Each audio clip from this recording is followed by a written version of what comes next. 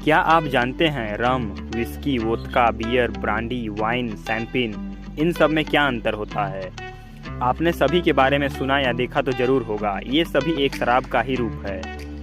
यूं कह लीजिए कि सब शराब है, लेकिन इतने सारे नाम सुनकर लोगों के मन में यही सवाल आता है कि शराब तो इतने सारे, लेकिन इनमें अंतर क्या है?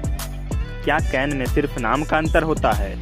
तो चलिए जानते हैं कि rum, whisky, vodka, beer, brandy, wine, champagne, इन सब में क्या अंतर होता है। वैसे भारत में शराब कई नामों से जानी जाती है, जैसे कि मदिरा, दारू, शराब, सोमरस, देसी।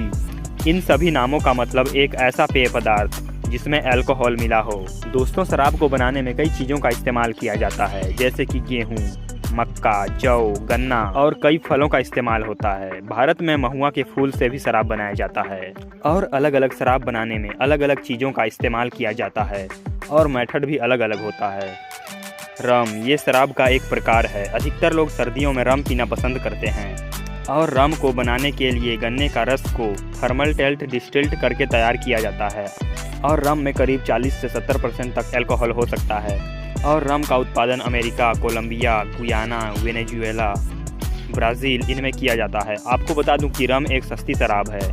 विस्की, आमतौर पर ज़्यादातर लोग विस्की का सेवन करना ज़्यादा पसंद करते हैं, जिसको बनाने में गेहूँ, जौ जैसे अनाजों का इस्तेमाल किया जाता है और अनाज का पूरा किण्वन किया जाता है और पात में इसका डिस्टिलेशन होता है। जिस विस्की में अल्कोहल की मात्रा एवरेज 43% होती है। विस्की सामान्यतः दो तरह की होती है, जिसमें पहली है मॉल्ट विस्की, जिसे अंकुरित अनाज से बनाया जाता है, जो अच्छी और महंगी होती है। दूसरी है ग्रैंड विस्की, जो बिना अंकुरित अनाज से बनती है। स्कॉटलैंड इसका मुख्य उत्पादक देश है। यहाँ की विस्की को स्कॉच कहा जाता है। बियर में अल्कोहल की मात्रा 3 से 30% होती है। लाइट बियर में 4%, स्ट्रंक बियर में 8% या उससे ज़्यादा अल्कोहल की मात्रा हो सकती है।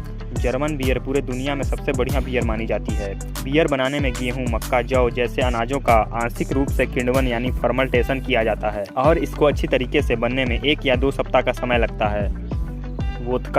वोदका एक पारदर्शी शराब है जो आलू के डिस्टिलेशन और फर्मेंटेशन से तैयार किया जाता है। इसके अलावा इसे अनाज और सिरे से बनाया जाता है। इसमें 40 से 60% अल्कोहल की मात्रा होती है और वोदका का निर्माण रूस और पूर्वी यूरोप के देशों में किया जाता है।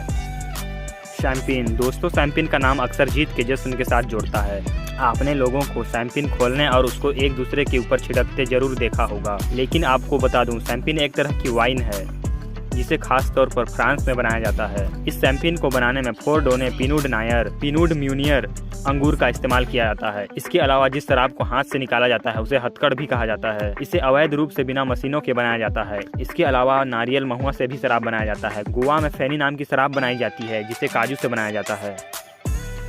ब्रांडी शब्द एक डच शब्द ब्रांडीविजन से आया है। इसका मतलब होता है जली हुई शराब। ब्रांडी को डिस्टिलेशन करके तैयार किया जाता है। ब्रांडी में 30 से 60% तक अल्कोहल की मात्रा हो सकती है। वैसे ब्रांडी का उत्पादन मुख्य रूप से यूरोपीय देश करते हैं। वाइन एक प्रकार की शराब है और इस शराब को बनाने में फलों के रस का इस्तेमाल किया जाता है, जिसमें अंगूर प्रमुख फल है। इसमें अल्कोहल की मात्रा 9 से 18% हो सकती है। वाइन का उत्पादन फ्रांस में मुख्यतः किया जाता है। वाइन को फर्मेंटेशन करके बनाया जाता है। सामान्यतः वाइन को रंगों के आधार पर बांटा गया है, जैसे रेड वाइन, व्हाइट वाइन, लेकिन इस वाइन का नामांकन अंगूर के क्वालिटी के आधार पर किया जाता है। देसी शराब, दोस्तों देसी शराब महुआ के फूल से बनता है, जिसे महुआ का दारू कहते हैं। भारत के ग्रामीण क्षेत्रों में अधिकतर पाया जाता है। इसे फर्मेंटेशन करके बनाया जाता है। इसे बनने में 2 हफ्ते का समय लगता है। इसकी कीमत कम होती है। हड़िया, जूलिया, जिन, महुआ ये सभी शराब हैं, क्योंकि इन सब में अल्कोहल होता है और इन सभी से नशा होता है। हालांकि इन सभी में अल्कोहल की मात्रा में अंतर जरूर होता है।